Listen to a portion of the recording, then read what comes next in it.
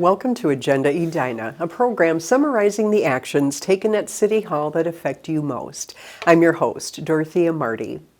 Edina's effort to bring peace and quiet back to the neighborhood is picking up steam.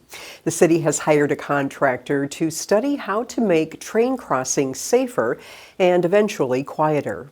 For years, trains along the CPKC line mostly rolled through Edina during the day, but recently more trains have been running overnight, and their horns have been waking up nearby residents. The city recognizes that the train horn sounding, particularly in the evening hours, is very disruptive to residents that live along the corridor. At the same time, we also recognize that the train horn sounds for a good reason, to be sure that we don't have any incidents of motorists or pedestrians or cyclists being struck by a train through a crossing. So we're really trying to balance those two interests in studying safety improvements at these crossings. SRF Consulting will evaluate all 7 street-level crossings in Edina for potential safety improvements. The study will help the city figure out what safety upgrades are needed before it can ask the Federal Railroad Administration to allow trains to pass without sounding their horns. We first have to show that the risk of not having the train sound its horn at all of these at-grade crossings is mitigated. The City Council set aside money from last year's budget surplus to pay for the work after a federal grant did not come through. SRF will complete the initial study for about $64,000. The study will take several months to complete.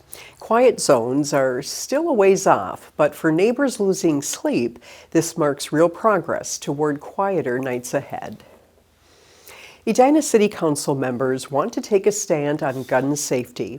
They've directed staff to draft an ordinance that would regulate assault weapons, large capacity magazines, and ghost guns within the city. Under state law, cities can't enforce local gun regulations without approval from the state legislature. Even so, council members say they want to move forward to send a strong message to lawmakers that they support change. We're a council and a town filled with law-abiding citizens. Yes. And that's why it creates so much discomfort, because we want to be doing the right thing, upholding the law, but we're really in a situation here where we think the law is wrong. You just got it wrong.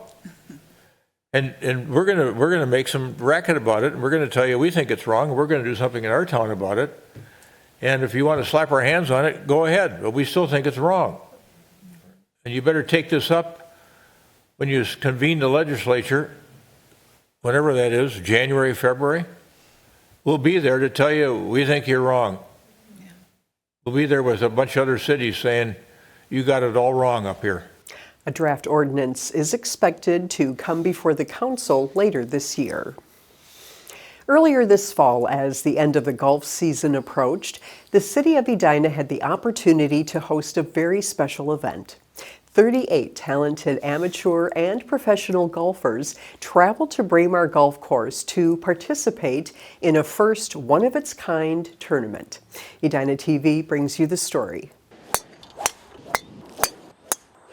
On the last beautiful weekend of September, Edina's Braemar Golf Course had the honor of being host to the very first Minnesota Adaptive Open. The Adaptive Open was created in conjunction with the MGA, Braemar Golf Course, the City of Edina, Verticat, and Courage Kenny Institute to give adaptive golfers the chance to come out and compete in a true championship. Since 1979, Braemar Golf Course has offered programs for adaptive golfers, individuals with intellectual, neurological, sensory, or physical impairments.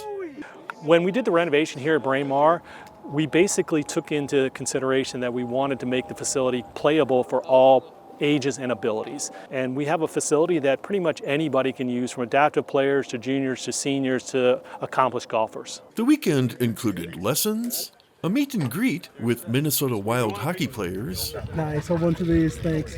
And a welcome dinner. Welcome everyone to the inaugural Minnesota Adaptive Open. It means a lot to be among other disabled players, the camaraderie. We had conversations, people cared, asked you questions about how do you play. Although the tournament was open to both amateurs and professionals, players came for some serious golf. I've never been more intimidated in my life. The people that come here are just so much more talented than I could have imagined, which makes it fun. Max, nice to meet you. The talented field included Max Togasala, the #1 ranked seeded player in the world. Course is amazing. I mean, we had perfect weather, I heard, for Minnesota around this time, so I couldn't complain at all. But back nine's really tough, which is good. I mean, it's a good test of golf. Hit the hole. Hit it. Hit it. Ow! It was incredibly close. Following the leaderboard there, Justin, who was in our group, was within one shot of the lead for most of the back nine there, but it was one shot difference. Yes. The scores were tabulated and awards were presented on Sunday evening. In our men's overall category, Max Togasala.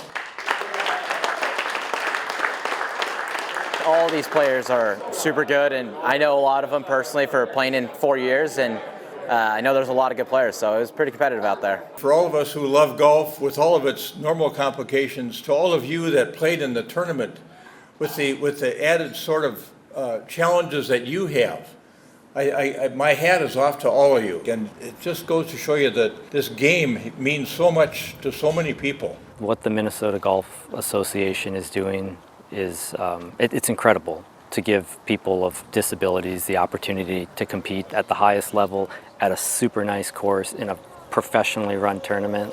It's awesome. We definitely got a lot of good response from all the golfers. They love the golf course. It's really fun. I'm glad I was here for the first one. I mean, it's only going to get better and better from now on, so I can't wait for next year. For Edina TV, I'm Kenneth Gamble. This year's Adaptive Open Tournament was such a success that Braemar Golf Course has already been chosen to host the second annual tournament next year. Good news for drivers. The Vernon Avenue and Highway 100 interchange project is nearing the finish line for this construction season. The City of Edina, Hennepin County, and MnDOT say most of the work is still on schedule to wrap up by mid-November. That means the new bridge over Highway 100 and its ramps are expected to reopen soon, restoring access between Highway 100, Vernon Avenue, and West 50th Street. Crews have also been improving nearby intersections in the Grandview district, and those upgrades are still on track to finish this fall. But one piece of the project will take a little longer. Work on the second Vernon Avenue bridge, the one over the CPKC Railroad, is behind schedule and will continue into next year. Back in May, crews hit a buried power line that wasn't where construction plans or utility maps showed it to be. Because it ran through railroad property, additional permits and coordination were needed before it could be safely moved. The city, county, and MnDOT worked with Xcel Energy and CPKC to get those approvals, and the line was relocated in early October. Now, construction on the bridge has resumed and will continue until mid-November or as long as the weather allows. Crews will pause for the winter, then pick up in the spring, with the bridge expected to open by summer 2026. Thank you for watching this episode of Agenda Edina. I'm your host, Dorothea Marty.